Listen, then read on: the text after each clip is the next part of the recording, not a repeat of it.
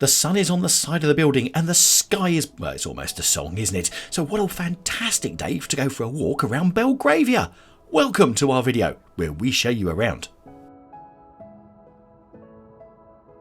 So on our walk around Belgravia today, we're going to take you to various key places around Belgravia, starting off here on the Pimlico Road. If you've not come across Belgravia before and you're seeing this for the first time, you're probably thinking, that's a nice area. You're right, it is. It's one of the wealthier areas within London.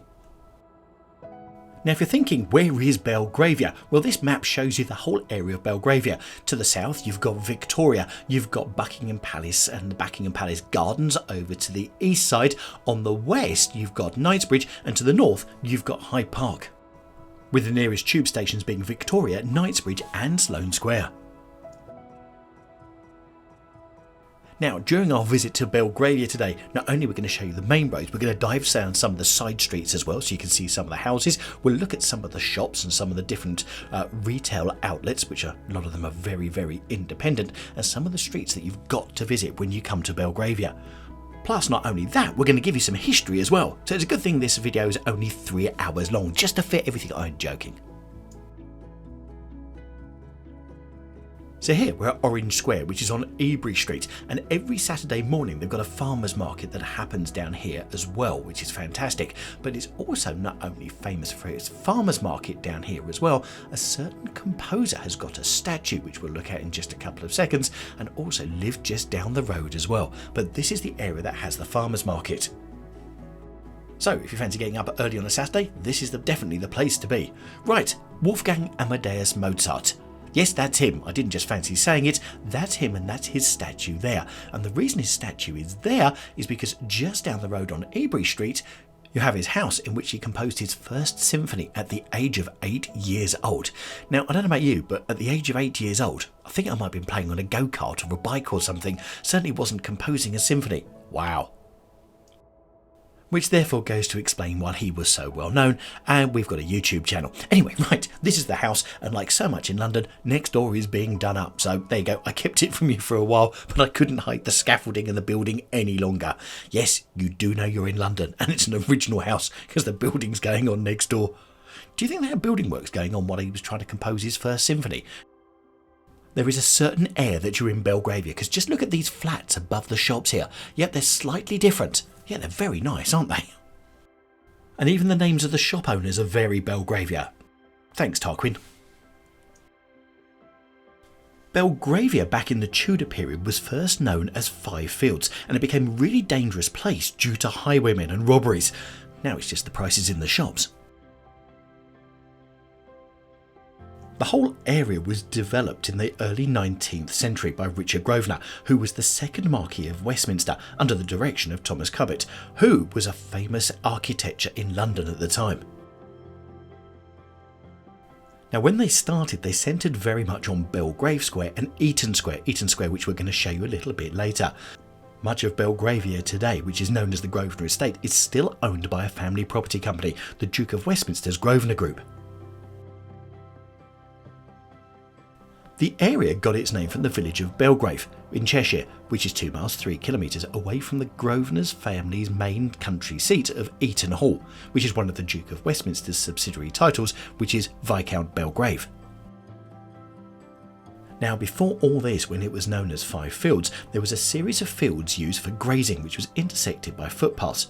The Westbourne, which was crossed by the Bloody Bridge, because the Westbourne was the river running through here at the time, was probably called so because it was frequented by robbers and highwaymen, and it was unsafe to cross the fields at night. Back in 1728, a man's body was discovered by the bridge in a pretty horrendous state, and in 1749, a muffin man, yes, a muffin man, it's not just in the song, was robbed and left blind. As we walk into Eccleston Yards here in Belgravia, I can also tell you, because it was fairly close to London, it was also a very popular spot for duelling as well. That's not Eccleston Yards as such, but actually the area of Belgravia. If you come down here and find duelling today, I think that might be slightly frowned upon. Eccleston Yards is just another one of those great little pieces of London that you probably wouldn't even notice because it's down a couple of alleyways. And actually, if you don't even notice the alleyways and they just look like driveways into people's houses, you'd never appear. So this is Eccleston Yards, which really is just a big sort of yard area with different restaurants and different places that you can come and sit and chill away from the hustle and bustle of central London. So, is Eccleston Yards one of those make or break places you've got to go to in London? Of course it's not. It's just one of those places that's tucked away.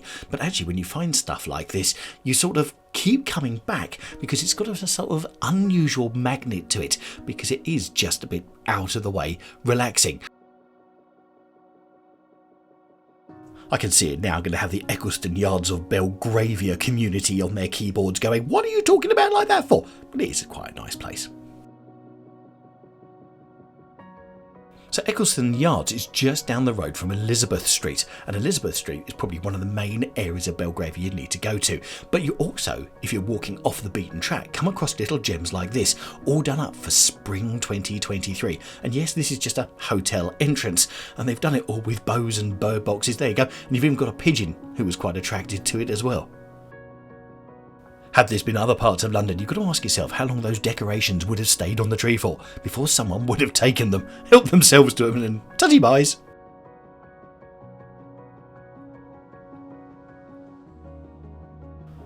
If you're a regular watcher of the channel and you were with us during Christmas this year and the previous year, you will have seen that we covered this street when we covered Belgravia at Christmas. But it's different to come back during the daylight because you certainly get a different view. Now, the pink shop that we're looking at over there is a cake shop, which is a fantastic place to come to for a cup of coffee and a piece of cake, or a cream tea, or anything else like that. Yes, and there's a few of these chain around London as well. And as you can see on the other side of the street, eating out and saying I'm eating at a posh place like this is definitely the thing to be seen and done when you're in Belgravia. Well, if you're spending that much money on it, then you certainly want other people to know that you're there.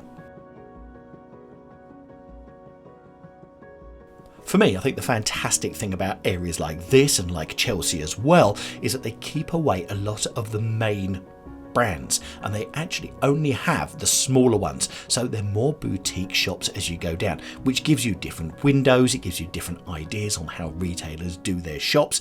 It's actually just a different view on the world.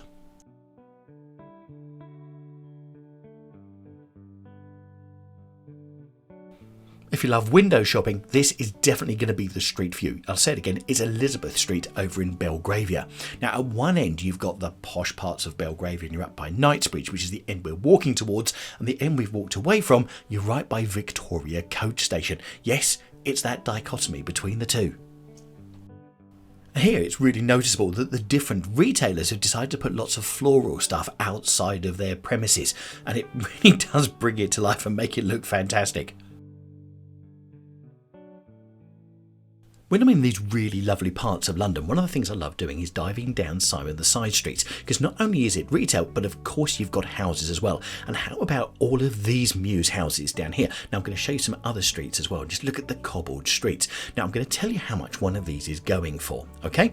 But I need to give you a health warning first, and you need to sit down, all right? So wherever you're watching this, please take a breath, sit down, and I'll tell you the price of one of these in just a second. But these are exclusive streets because, funny enough, there's a notice at the front there that says this is a private road. So I think it's probably trying to stop people from me, like me, coming down here and filming. Anyway, are you ready? Okay, so these are 3-bedroom, it's got 2 bathrooms and a couple of sort of living rooms, and these Mews houses price at about £3.1 million each in this area. Yes. Still sitting down? Good. So whilst you're calling your real estate broker or estate agent if you're in the UK, see, we know all the terms on this channel, we'll carry on walking down Elizabeth Street and looking at some of the retail places which appear to date back from years gone by. And just look at this pharmacist over here on the corner. It looks like it's something out of the 1800s.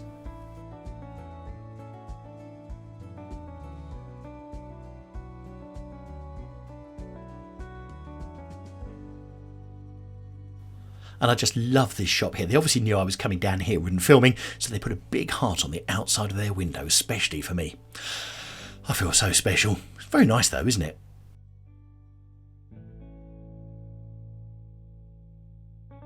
Earlier, we started telling you some of the history of Belgravia and the area which was known as Fifields at the time. So let's continue with that, because Fifields was actually a pleasant area during the daytime, and various market gardens were established. And the area began to be built up after George III moved into Buckingham House and constructed a row of houses on what is now Grosvenor Place.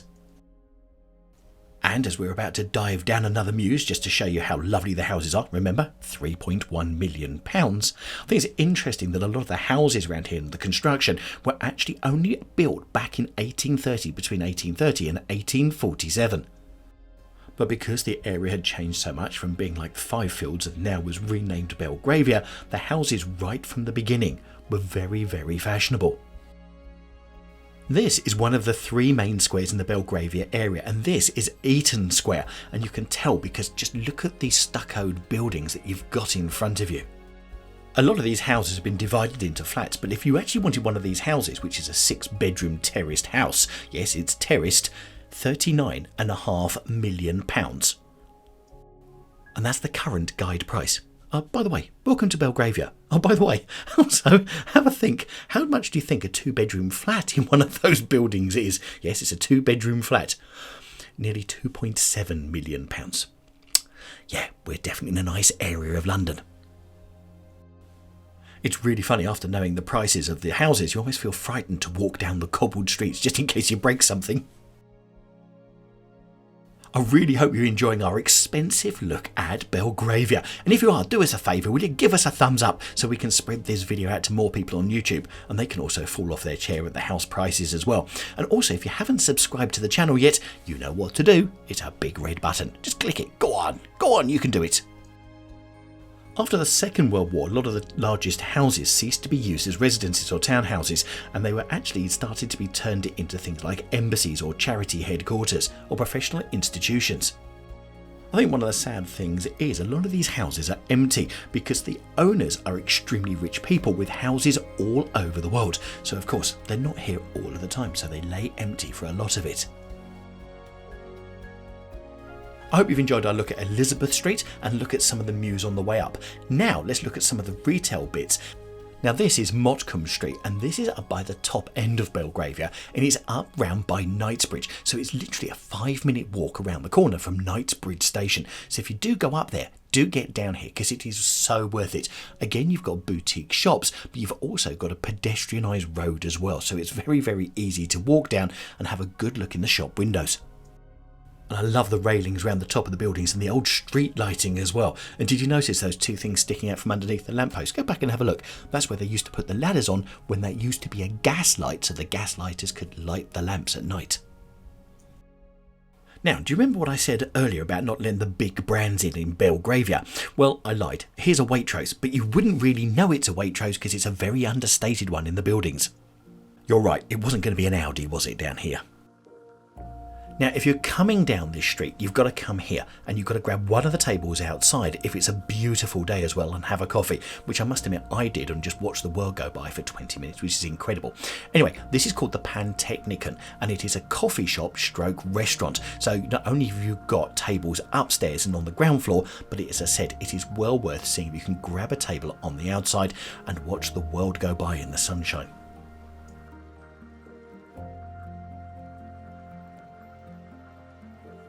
Also, another great thing about this street is not only the boutique shops, but if you look down, everything's got the same sort of pastel colour, which probably accounts for the scaffolding that they had just now on the right hand side. Because can you imagine keeping it clean down here with the London pollution?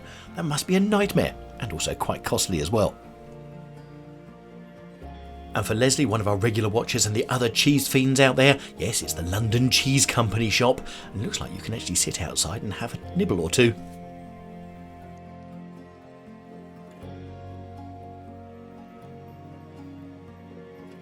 The thing I love about this area of London is it's quite quiet, but it's no more than 5 minutes away from Knightsbridge, which is where most people head to because you've got Harvey Nicks, you've got Harrods, you've got all the main shops down there. Yet, around the corner, you've got this place, which is so quiet and tranquil, and it just feels on a different pace of life as well.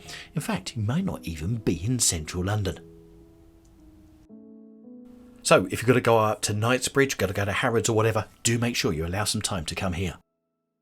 So, what did you think of Belgravia? And which was your favourite bit of Belgravia? And which bit shocked you the most? Was it one of the house prices, maybe? Anyway, do let us know in the comments down below. Always great to know what you think of our videos, and also what you think of the content that we've shown you, which is nothing to do with our videos, but just different parts of London, which is quite incredible. Anyway, if you loved here, how do you think this compares with Chelsea, which is another video we've shown you already, and the district is just around the corner. But if you haven't seen that video, I've put that up in the top right-hand corner for you, so you can go straight to that video and enjoy it now.